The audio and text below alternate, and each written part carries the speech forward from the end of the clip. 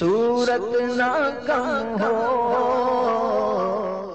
بدقسمتی یہ ہے کہ ایک تو قرآن پاک پڑھنے کی توفیق نہیں ملتی، دوسرا ہے کہ اگر پڑھا جائے تو پڑھنے نہیں آتا، پڑھ لے تو توجہ نہیں ہوتی۔ حالانکہ قرآن پاک کی یہ تاثیر ہے کہ آپ کو قرآن سمجھ میں نہیں آ رہا، لیکن کبھی کبھی آپ نے غور کیا ہوگا جب آپ قرآن کی تلاوت کر رہے ہوں از خود آنکھوں سے آنسو بہہ جاتے ہیں، از خود قلب کی کیفیت تبدیل ہوتی ہے، کیونکہ قرآن پاک کی جب تلاوت کی جاتی ہے تو رحمت کے فرشتے نازل ہوتے ہیں، گویا کہ ایک یوں سمجھیے کہ رحمت برستی ہے۔ جب وہ رحمت برستی ہے تو وہ رحمت اس کے قلب کے زنگ کو، اس کی قلب کی سیاہی کو دور کرتی ہے، خود از خود رونا آتا ہے بندے کو۔ قرآن سنتے ہوئے رونا یہ میرے آقا صلی اللہ تعالی وسلم کی سنت مبارک ہے۔ خوف خدا عز و جل سے رونے والوں کی کیا روایتیں نہیں پڑھی؟ صحابہ کرام کی سیرت پر رویا کرتے تھے، تابعین کی سیرت پر رویا کرتے تھے، تبع تابعین کی سیرت پر رویا کرتے تھے۔ سیدنا امام اعظم امام ابو حنیفہ رحمت اللہ تعالی علیہ نے نماز عشاء ادا کی،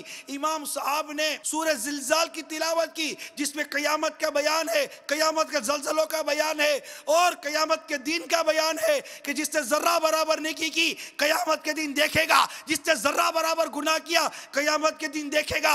امام صاحب نے تلاوت ختم کر دی، عشاء کی نماز ختم ہو گئی، لوگ چلے گئے۔ امام اعظم امام ابو حنیفہ نعمان بن ثابت رضی اللہ تعالی عنہ اپنی داڑھی کے بال پکڑ کر اپنے رب کے حضور حاضر ہے اور عرض کرتے مولا اپنے بندے نعمان کو بخش دیو۔ رات بھر روتے رہے یہاں تک کہ اذان فجر کا وقت ہو گیا۔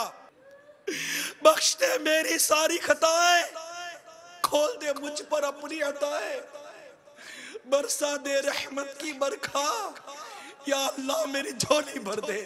عثمان غنی رضی اللہ تعالیٰ عنہ کو دیکھتے ہیں تو روتے ہیں، مولا مشکل کشا کرم اللہ تعالیٰ وجہ الکریم کو دیکھو تو روتے ہیں، سیدتنا عائشہ صدیقہ رضی اللہ تعالیٰ عنہ کو دیکھے تو روتی ہیں، عشرہ مبشرہ والے صحابہ کرام کی سیرتیں پڑھتے تو روتے ہیں، ابو دردہ رضی اللہ تعالیٰ عنہ کو پڑھو تو روتے ہیں، بلال حبشی رضی اللہ تعالیٰ عنہ کو پڑھو تو روتے ہیں۔